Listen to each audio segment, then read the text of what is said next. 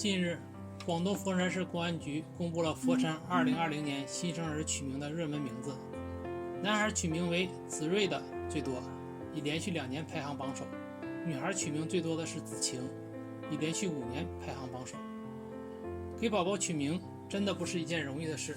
成了孩子降生前后父母的头等大事。名字给予了孩子父母的祝福和期望，将伴随孩子的一生，会对今后的人生起着潜移默化的影响。名字好坏需要由3个地方去推敲：一是数理吉凶，2是格局结构，3是与八字的相合度。从风水学的角度看，名字可以说是一个人命运的磁场符号，字形为符，字音为咒。名字的笔画数就是一个人命运表现出的命数、定数。命和名谐音，风水上讲1命2运3风水4积阴德5读书，可见名字和命运的相关度有多大。按照风水学理论，命的外在形式表现就是风水，也就是讲风水是一个人命运归宿的物质体现。居住地的风水为身体、婚姻、家庭、性格的体现形式。办公室的风水为事业、财富、功名的表现。阴宅祖坟的风水决定后世子孙行运的优劣。古人云：次子千金不如骄子一亿，骄子一亿不如次子好名。可见从古至今，人们都很重视起名字，只不过新中国成立后，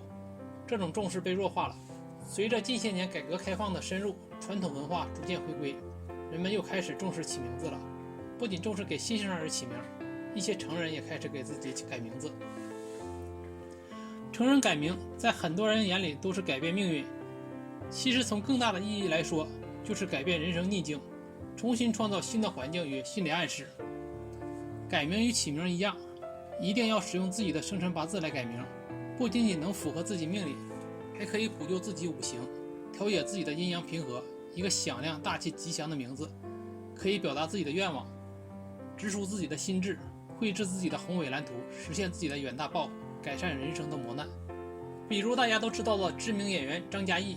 原来的译是翻译的译，去年改成了利益的益，这看上去很不常规，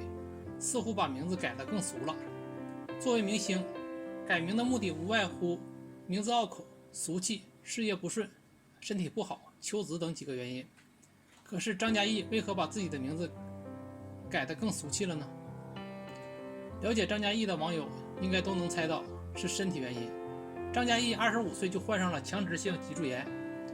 这病目前还没有根治的方法，很大程度上只能通过药物来减轻疼痛。可尽管如此，备受病痛折磨的张嘉译身体状况很不理想，不但在50岁的年龄就头发几乎全白，满脸褶皱，而且状态很不好，每次外出都要弯着腰驼着背。这个病严重起来可能会导致残疾，那么演戏就会变得十分艰难，甚至当不了演员。也就是说，要是一直拖着，强直性脊柱炎会让他彻底告别演艺圈，身体也会出现很多并发症，到时候连演戏都成了奢求，那么还想保持一直红下去，那简直是遥不可及的梦。通过改名会带来好运，这种好运不单单只是事业上，还会在身体上带来一种庇护，让人的精神面貌焕然一新。从这个例子可以看出，名字是多么重要。而且这几年，随着对外交流的增加，流行给孩子起英文名，风水学也开始中外融合，将西方的12星座等命理融入风水中，给孩子起英文名字。还有人因此大发特发。古人云：一名得之可以成龙，一名失之可以成虫。但是起名不仅是看读音、看流行，千万不要扎堆去抢好听的名字。如真的重视名字，最好是舍点小钱，让真懂的人给起个名字。